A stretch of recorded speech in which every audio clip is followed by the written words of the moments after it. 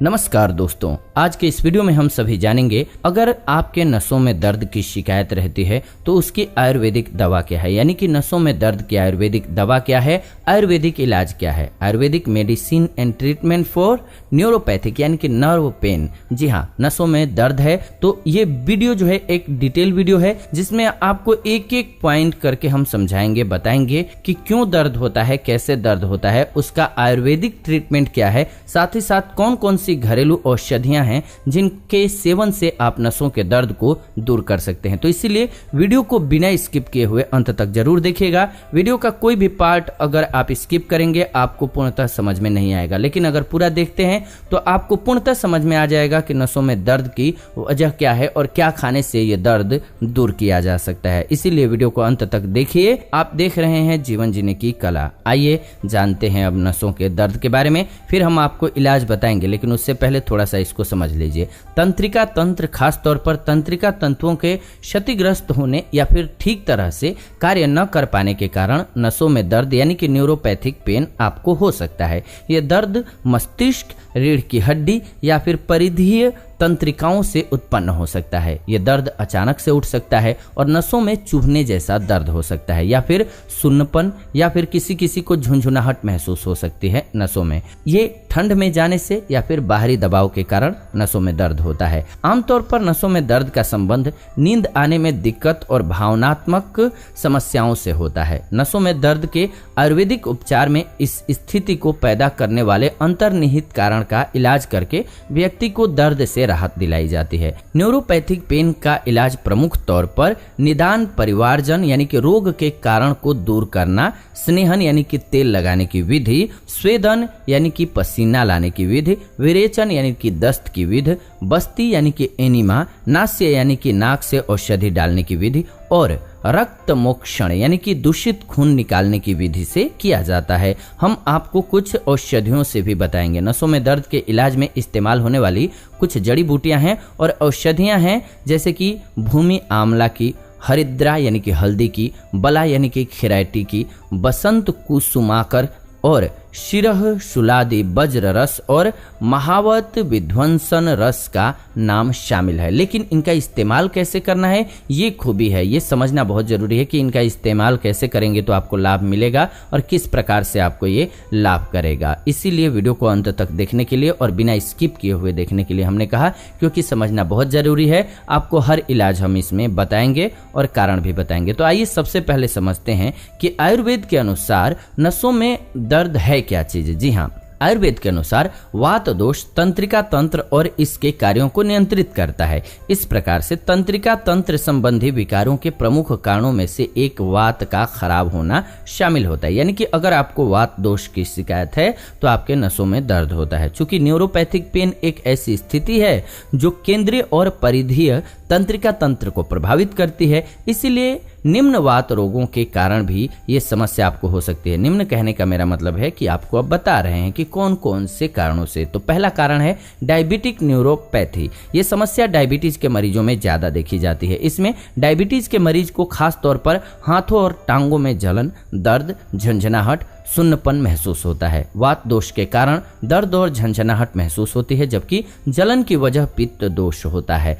Diabetic neuropathy में व्यक्ति को ठंडा, गर्म और कंपन महसूस होना भी बंद हो जाता है, यानी कि उसको पता ही नहीं चलता है। दूसरी स्थिति है गृध्रस्सी यानी कि साइटिका जिसे कहते हैं। इस स्थिति में कूल्हों की नसों से दर्द शुरू होता है। इसमें हल्का या तेज दर्द हो सकता है और दर्द नितंबों की नसों से होकर के जांघों और फिर इसके निचले हिस्सों में पहुंच सकता है। कभी कभी यह न्यूरोपैथिक पेन पैरों तक जा पहुंचता है। आयुर्वेद के अनुसार साइटिका की वजह से एक या दोनों टांगों में चुभने वाला दर्द, अकड़न, झंझनाहट महसूस आपको हो सकती है और ये प्रमुख तौर पर पिंडली की मांसपेशियों, घुटने के जोड़, कमर के निचले और ऊपरी हिस्से को प्रभावित करता है। साइटिका केवल वात या कफ एवं वात के एक साथ खराब होने के कारण हो सकता है।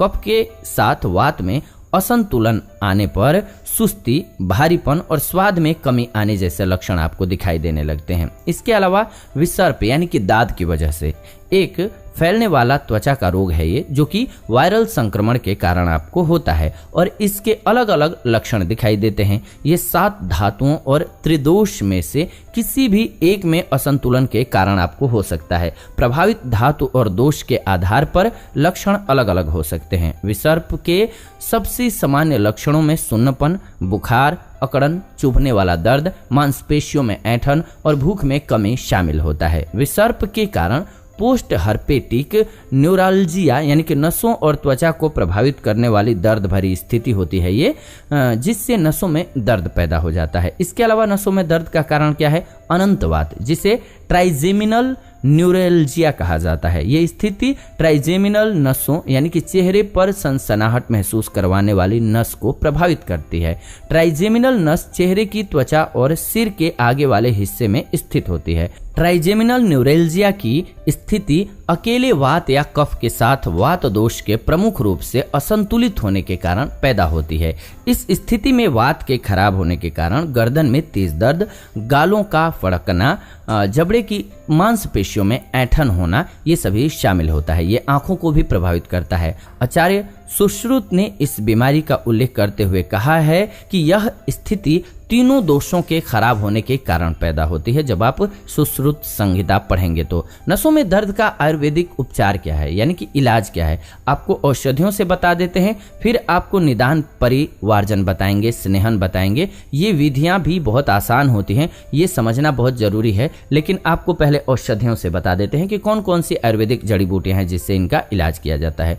सबसे पहले तो भूमि आम्ल की। जी हाँ, भूमि आम्ल की पाचन, मूत्राशय और प्रजनन प्रणाली पर कार्य करती है। इसमें तीखे संकुचक उत्तकों को एक साथ रखने वाले और भूख बढ़ाने वाले गुण होते हैं। इस जड़ी बूटी को बढ़े हुए वात दोष को साफ करने और वात से संबंधित कई रोगों का इलाज करने के लिए किया जाना बहुत बेहतर रहता है। भूमि आम्ल की पित्त और कफ दोष को भी साफ करने में उपयोगी होती है। इस प्रकार से ये पित्त और कफ दोष के असंतुलित होने के कारण पैदा हुए दर्द और जलन को दूर करती है। डायबिटिक न्यूरोपैथी में ठंडा, गर्म और कंपन का एहसास होना बंद हो जाता है। भूमि आम्ल की इस समस्या को भी दूर करती है। इसीलिए डायबिटीज में होने वाले नसों में दर्द के इलाज में इस जड़ी बूटी का इस्तेमाल बहुत असरकारक होता है। लिवर रोगों के इलाज में इस्तेमाल होने वाली प्रमुख जड़ी बूटियों में से एक है भूमि आम्ल की। जी हाँ, इसके अलावा डायबिटीज, एडिमा, पीलिया, कोलाइटिस यानी कि आंतों में सूजन, गोनोरिया यानी कि यौन क्रियाकलाप के दौरान एक व्यक्ति से दूसरे व्यक्ति में फैलने वाले सबसे आम रोगों में से ये एक होता है। और पेचिश को नियंत्रित करने में भी भूमि आम्ल की का इस्तेमाल बहुत बेहतर रहता है। बाहरी तौर पर इस जड़ी बूटी के इस्तेमाल से जलन, घाव, सूजन, खुजली और अन्य त्वचा के रोगों का इलाज करने में मदद मिल जाती है। इसका इस्तेमाल अर्क, रस, पाउडर, पुलटिस या गोली के रूप में आप कर सकते हैं। इसको किसी भी पंसारी की दुकान पर जाइए, वहां से आप ला सकते हैं आराम से भूमि आम्ल की बोल करके। इसका इस्तेमाल आप हर रोज अपनी बीमारी के अकॉर्डिंग कर सकते हैं। 1 से 2 ग्राम, 5 ग्राम के नीचे तक की या 5 ग्राम तक की मात्रा आप ले सकते हैं कभी भी, लेकिन अगर आपको ज्यादा प्रॉब्लम है तो डॉक्टर से बात करके एक बार लीजिए, आपके लिए अच्छा रहेगा। इसके अलावा हरिद्रा। जी हाँ, हरिद्रा परिसंचरण, पाचन, श्वसन और मूत्र प्रणाली पर कार्य करता है। इसमें एंटीऑक्सीडेंट और सूजन को दूर करने वाले गुण होते हैं। ये खून बनाने और उसे साफ करने में मदद करती है। नसों में दर्द से राहत पाने में हरिद्रा बहुत उपयोगी है। इसका इस्तेमाल अर्क के रूप में आप कर सकते हैं, काढ़े के रूप में कर सकते हैं, दूध के काढ़े के रूप में कर सकते हैं, पाउडर और पेस्ट के तौर पर भी आप कर सकते हैं।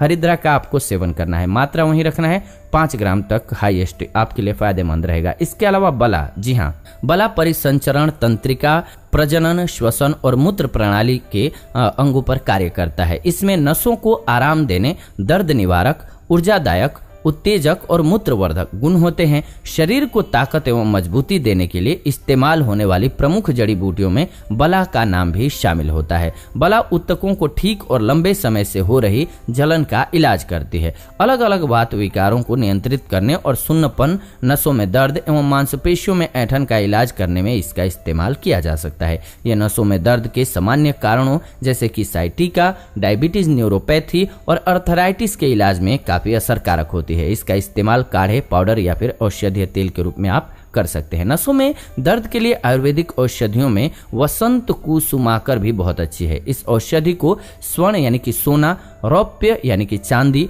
वंग यानी कि टीन, नागा यानी कि लेड और अभ्रक की भस्म यानी कि ऑक्सीजन और वायु में उच्च तापमान पर गर्म करके तैयार किया जाता है। इसको वसा यानी कि अड़ूसा, चंदन और हरिद्रा यानी कि हल्दी जैसी जड़ी बूटियों में मिला करके तैयार किया गया है। ये अच्छा होता है। ये डायबिटीज, टीबी और मूत्र संबंधी विकारों के इलाज में काफी उपयोगी है। वसंत कुसुमाकर तंत्रिका तंत्र को मजबूती प्रदान करती है और वात के संतुलन के कारण पैदा हुए नसों में दर्द को नियंत्रित करने में मददगार है। ये मिश्रण जलन और कमजोरी को कम करता है और इसी वजह से इसे नसों में दर्द की प्रभावशाली थेरेपी कहा गया है। इसके अलावा शीर यानी कि शुलादि वज्र रस, ये रासायन ऊर्जादायक औषधि है जिसे शुद्ध पारद यानी कि पारा, गंधक, शुद्ध गुग्गल और लौह आयरन भस्म, ताम्र यानी कि तांबा की भस्म, त्रिफला यानी कि आम्ल की, विभीतकी और हरितकी का मिश्रण, गोशुरा और दशमूल से तैयार किया गया है। इस मिश्रण में गुग्गुल भी मौजूद होता है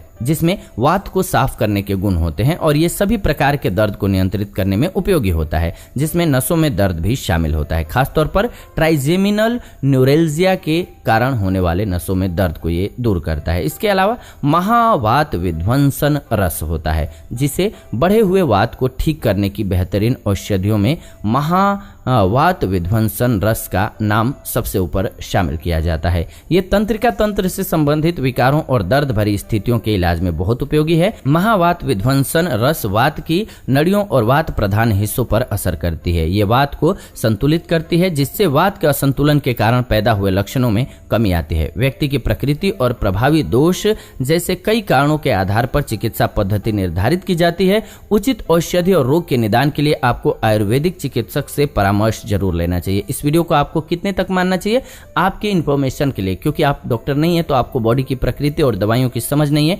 इसलिए आपको खुद से दवा नहीं लेनी चाहिए, आयुर्वेदाचार्यों से बात करके लेनी चाहिए। आयुर्वेद के अनुसार नसों में दर्द होने पर क्या करना चाहिए और क्या नहीं करना चाहिए ये समझ लीजिए, फिर आपको कुछ और इलाज बताएंगे। क्या करना चाहिए? आरामदायक, नरम और स्पॉन्जी मैट्रेस पर आपको सोना चाहिए, यानी कि बिस्तर आपका आरामदायक होना चाहिए। कुर्सी पर मुलायम कुशन लगा करके बैठना चाहिए। अपने दैनिक आहार में मेथी, हींग, बैंगन, सहजन, इमली, नारियल पानी, नींबू, लहसुन, आम, अंगूर, यूश, कई प्रकार की दालों में उबाला गया पानी, इसके अलावा दूध, चावल, गेहूं, काले चने, घी, सेवंध यानी कि नमकीन, मक्खन और अनार शामिल होता है। इनको जरूर खाइए। एक्सरसाइज और बैठते समय पोस्चर का खास ध्यान रखिए। योग कीजिए और रोजमर्रा की जिंदगी में गर्म पानी को शामिल कर लीजिए, आपको नसों के दर्द से राहत मिलेगी। क्या नहीं करना चाहिए? तो प्राकृतिक इच्छाओं जैसे कि भूख, प्यास, मल त्याग और पेशाब को कभी रोकिए मत, नहीं तो आपको नुकसान होगा। वात बढ़ाने वाली चीजें जैसे कि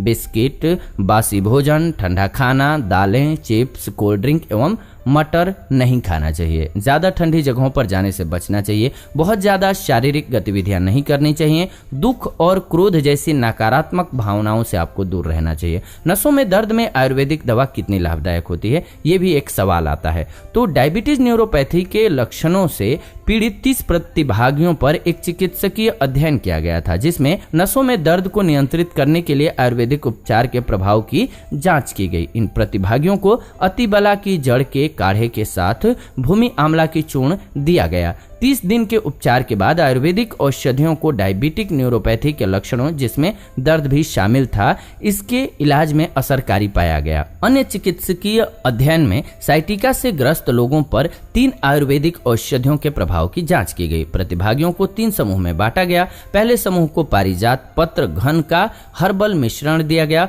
और दूसरे समूह को दशमूल तेल से कटी बस्ती चिकित्सा दी गई, जबकि तीसरे समूह को ये दोनों चीजें दी गई। तीनों समूह के प्रतिभागियों को लक्षणों से राहत मिली, लेकिन तीसरे समूह के लोगों में बाकी 2 समूह की तुलना में महत्वपूर्ण सुधार देखा गया। नसों में दर्द की आयुर्वेदिक औषधि के कुछ नुकसान भी हो सकते हैं। तो क्या हो सकता है? वैसे तो आयुर्वेदिक चिकित्साएं सुरक्षित और असरकारी होते हैं, लेकिन व्यक्ति की चिकित्सकीय स्थिति के आधार पर हानिकारक प्रभाव देखने को मिल सकते हैं। ये सभी चिकित्साओं को लेकर के आपको कुछ बातों का ध्यान रखना चाहिए। गुदा एवं मलाशय में चोट लगने नहीं देना चाहिए। दस्त, शरीर के निचले हिस्सों से ब्लीडिंग होने, मलाशय के बढ़ने और बस्ती कर्म के बाद विरेचन की सलाह नहीं होती है आपके लिए। आंतों में रुकावट, गुदा में सूजन और एनीमिया की स्थिति में बस्ती कर्म से बचना चाहिए। ब्लीडिंग विकारों, एनीमिया और बवासीर से ग्रस्त व्यक्ति को रक्त मोक्षण की सलाह नहीं है। गंभीर पीलिया और हेपेटाइटिस यानी कि लीवर में सूजन में हरिद्रा का इस्तेमाल नहीं करना चाहिए। छाती में कफ जमने पर बला का प्रयोग हानिकारक साबित होता है। नसों में दर्द के आयुर्वेदिक ट्रीटमेंट से जुड़ी हुई कुछ और बातों को जान लीजिए। नसों के असक्रिय या क्षतिग्रस्त होने पर न्यूरोपैथिक पेन हो सकता है आपको। ये एक सामान्य स्थिति है जो दुनिया भर में कई लोगों को प्रभावित करती है। हालांकि पारंपरिक औषधियों से दर्द से तुरंत आराम तो मिल जाता है, लेकिन दवा का असर खत्म होने पर दर्द फिर से शुरू हो जाता है और इनके हल्के साइड इफेक्ट भी आपको होते हैं। अगर नसों में दर्द को नियंत्रित करने के लिए आयुर्वेदिक उपचार, जड़ी बूटियों और औषधियों का ठीक तरह से इस्तेमाल किया जाए तो ये असरकारी और सुरक्षित होती हैं। ये आयुर्वेदिक तरीके न सिर्फ अंतर्निहित स्थिति यानी कि दर्द होने के असली कारण का इलाज करते हैं,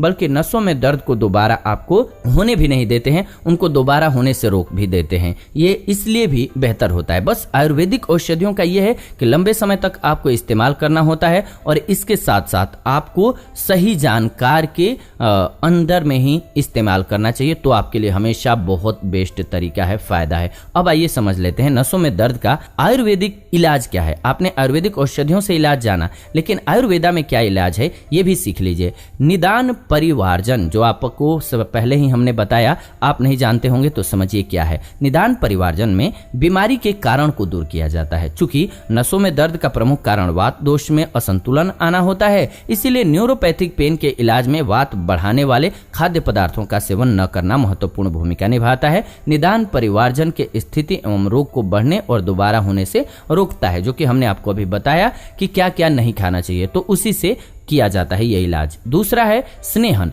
स्नेहन थेरेपी में शरीर को बाहरी और आंतरिक रूप से चिकना किया जाता है, जिससे शरीर में जमे हुए अपशिष्ट पदार्थ नष्ट हो जाते हैं और बढ़े हुए वात में संतुलन आ जाता है। स्नेहन वात रोगों जैसे कि साइटिका और ऑस्टियोआर्थराइटिस के इलाज में काफी असरकारी है। इन स्थितियों के कारण पैदा हुए न्यूरोपैथिक पेन को स्नेहन से दूर किया जा सकता है। इसके बाद नंबर आता है स्वेदन का। स्वेदन में अलग अलग उपकरणों जैसे कि धातु की वस्तु, कपड़े, गर्म हाथ इत्यादि से शरीर का प्रभावित हिस्से पर पसीना लाया जाता है। ये शरीर से अतिरिक्त दोष को साफ एवं संतुलित करने में मदद करता है। स्वेदन आम को पतला करके उसे पाचन मार्ग में लाता है, जहां से अमा को पंचकर्म थेरेपी की अलग अलग चिकित्साओं जैसे कि विरेचन और बस्ती के जरिए शरीर से बाहर निकाल दिया जाता है। ये रक्त प्रवाह में सुधार लाता है। यह सभी वात से संबंधित विकारों के लिए सबसे बेहतरीन चिकित्साओं में से एक है। नसों में दर्द का संबंध प्रमुख तौर पर वात दोष से होता है। इस प्रकार के दर्द के इलाज में स्वेदन लाभकारी साबित हो सकता है आपके लिए। इसके अलावा विरेचन, इसका नाम आपने सुना होगा। विरेचन कर्म में दस्त लाने और शरीर से अमा एवं बढ़े हुए दोष को हटाने के लिए जड़ी बूटियों का इस्तेमाल किया जाता है। ये प्रमुख तौर पर त्वचा विकार के लिए जिम्मेदार असंतुलित पित्त दोष को हटाने में असरकारक होता है। इस प्रकार से विसर्प यानी कि दाद और इससे संबंधित लक्षणों जैसे कि नसों में दर्द को नियंत्रित करने के लिए विरेचन का उपयोग किया जा सकता है। विरेचन साइटिका और ट्राइजेमिनल न्यूरेल्जिया से संबंधित नसों में दर्द को नियंत्रित करने के लिए सबसे बेस्ट उपाय होता है। इसके अलावा बस्ती, जी हाँ, पंचकर्म थेरेपी में से एक बस्ती कर्म में आता है। काढ़े, तेल या पेस्ट के रूप में हर्बल एनिमा दिया जाता है। बस्ती आंतों को साफ करती है और शरीर से असंतुलित दोष एवं अमा को नष्ट करती है। दीपन यानी कि भूख बढ़ाने वाले और लेखन गुण के कारण अरंडीमूल बस्ती शरीर से अकड़न और भारीपन को दूर करने में उपयोगी है, जिससे असंतुलित कफ को ठीक किया जाता है। ये बढ़े हुए वात को भी साफ करता है और इसमें सूजन रोधी, एंटीऑक्सीडेंट, दर्द निवारक और हड्डियों को पुनर्जीवित करने वाले गुण होते हैं। इसके अलावा नास्य, जी हाँ, नास्य में जड़ी बूटियों को काढ़े या तेल के रूप में नासिक गुहा में डाला जाता है। चूंकि नाक को मस्तिष्क का द्वार माना जाता है, इसीलिए ये सिर से दूषित दोष को साफ करने में मदद करता है। इस चिकित्सा से सिर की नड़ियां खुल जाती हैं और सिर, नाक, आंखों, मुंह, कानों और पैरानेसल साइनस यानी कि 4 हवा से भरे स्थानों के जोड़ों का समूह जो नासिक गुहा को घेरता है। इससे अमा यानी कि विषाक्त पदार्थ साफ होती है। इससे सिर और शरीर में हल्कापन आता है। नास्य में इस्तेमाल होने वाली जड़ी बूटियां हैं विडंग, बृहति, अपामार्ग और सहजन। नास्य साइनोसाइटिस, जुकाम और एलर्जिक राइनाइटिस जैसी स्थिति के इलाज में उपयोगी होती है। ये कानों और आंखों से संबंधित समस्याओं जैसे कि सुनने की क्षमता कम होना और टिटनस यानी कि कान बजना, खुजली एवं आंखों से पानी आना, कंजक्टिवाइटिस तथा ग्लूकोमा के इलाज में मददगार है। ट्राइजेमिनल न्यूरैल्जिया को नियंत्रित करने के लिए बादाम रोगन तेल का इस्तेमाल किया जाता है। इसके अलावा कटी बस्ती का उपयोग किया जाता है। इस चिकित्सा में आटे से बने हुए फ्रेम को कमर पर रखा जाता है और फिर उसमें गर्म तेल भरा जाता है। इसके बाद इस फ्रेम को कुछ समय के लिए त्वचा के संपर्क में ही रखा जाता है। तेल को समय समय पर बदलते रहना पड़ता है। इस चिकित्सा में त्वचा को चिकना और पसीना लाने वाला बनाया जाता है, जिससे आमा और असंतुलित दोष को साफ करने में मदद मिलती है। ये साइटिका और उन स्थितियों के इलाज में उपयोगी है जिनके लक्षण साइटिका की तरह ही होते हैं। इसके अलावा रक्तमोक्षण। रक्तमोक्षण में धातु के उपकरण, गाय के सींग, जोंक या सूखे करेले के जरिए शरीर से अशुद्ध खून को निकाला जाता है। अशुद्ध खून को निकालने से शरीर से विषाक्त पदार्थ भी बाहर निकल जाते हैं और सेहत में सुधार एवं लक्षणों से राहत मिलती है। यह बढ़े हुए दोष जैसे कि वात और पित्त को साफ करने में भी मदद करता है। ये चिकित्सा साइटिका के कारण हुए नसों में दर्द के इलाज में काफी उपयोगी हो सकती है। चूंकि विसर्प की समस्या रक्त के खराब होने के कारण होती है, इसीलिए विसर्प को नियंत्रित करने में भी रक्तमोक्षण असरकारी हो सकता है। तो अब पूर्णतः आप समझ चुके हैं आयुर्वेदिक कौन सी औषधियों का सेवन करना है और कौन कौन सी विधि का प्रयोग करना है। लेकिन मैं आप सभी से रिक्वेस्ट करूंगा कि आप जब भी ये प्रयोग करें कोई भी, तो औषधियां तो छोटी मोटी जो हमने जैसे कि हरिद्रा वगैरह बताया, नियम के साथ कब नहीं खाना है बताया हमने, उस पथ्य का ध्यान रख के खा सकते हैं खुद से भी थोड़ी थोड़ी मात्रा में, 5 ग्राम तक की मात्रा में। लेकिन मैं आपको हमेशा रिकमेंड करूंगा कि एक उचित जो आयुर्वेदा के जानकार हैं उनके पास जाकर के ही दवा लीजिए, क्योंकि वो आपके बॉडी की प्रकृति को समझेंगे और आपकी बीमारियों को समझेंगे। फिर इसके बाद आपको मेडिसिन जो है या इसमें से कौन सी औषधि आपके लिए बेस्ट है प्रोवाइड कराएंगे। तो इसलिए आपके लिए ज्यादा बेहतर रहेगा। ये जानकारी के लिए वीडियो आपके लिए बहुत अच्छी है। क्यों? क्योंकि आप प्रैक्टिशनर नहीं है, आपको अपनी बॉडी की समझ नहीं है, तो डायरेक्ट लेंगे तो आपको समझ नहीं है तो हो सकता है कि नुकसान भी हो। तो इसलिए आपको कभी भी खुद से नहीं लेना चाहिए। हाँ, जो खाने की चीजें हमने बताई उनको ले सकते हैं, लेकिन बहुत कम मात्रा में लीजिएगा। 5 ग्राम से 7 ग्राम की मात्रा आपको लेना है, उससे ज्यादा नहीं लेना है। जैसे कि हरिद्रा, बला, ये सब बताया हमने, इन सभी को ले सकते हैं, लेकिन आपको कम मात्रा में लेना चाहिए। भूमि आम्ल की लीजिए 5 से 7 ग्राम की मात्रा, ये बहुत अच्छा होता है। इससे भी आपका काम हो जाना है। आपका धीरे धीरे टाइम लगता है आयुर्वेदिक औषधियों के इलाज में, लेकिन नसों का दर्द जो है हमेशा के लिए दूर हो जाएगा। तो उम्मीद करते हैं आपको वीडियो बेहद पसंद आई होगी। ऐसी ही नई वीडियो के लिए चैनल को सब्सक्राइब कर लीजिए, बेल नोटिफिकेशन को ऑन कर लीजिए, ताकि नई वीडियो जब भी हम लाएं नोटिफिकेशन आपको सबसे पहले मिले। साथ ही साथ वीडियो को लाइक कीजिए, शेयर कीजिए व्हाट्सएप पे, फेसबुक पे, फैमिली मेंबर्स के साथ, दोस्तों के साथ, ताकि उनको एक बेहतर जानकारी मिल सके। फिलहाल विदा लेते हैं आज की इस वीडियो से। जुड़ेंगे नई वीडियो में नई जानकारी के साथ। वीडियो को अंत तक देखा आपने, इसलिए दिल से आपका धन्यवाद।